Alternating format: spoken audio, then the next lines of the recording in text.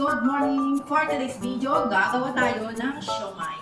Pork and shrimp siomai ang gagawin po natin. So, nag-crabbing po tayo kagabi ng siomai. So, napaisip ako, gagawa po ako bukas ng siomai. At ayan na nga, gagawa na po tayo ng siomai.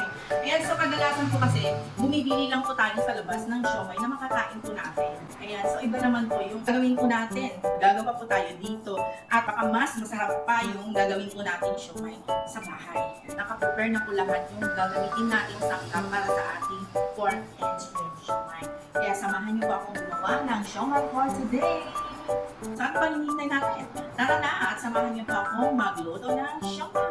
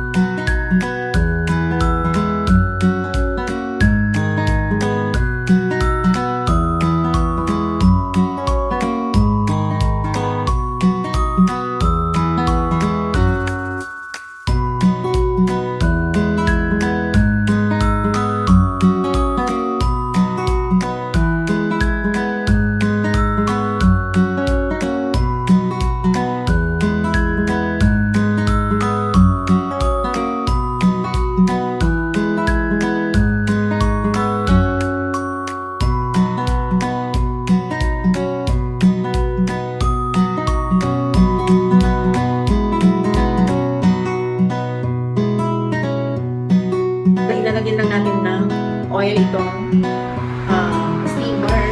Hindi tumigit yung wrapper po ng siomai. So, pahiran lang po natin siya ng cooking oil. Tapos, huwag natin pagdikit-dikitin ang siomai. Ayan, gawin natin galit-galitan ng siomai para hindi masira yung ating siomai. Ayan. Ayan na.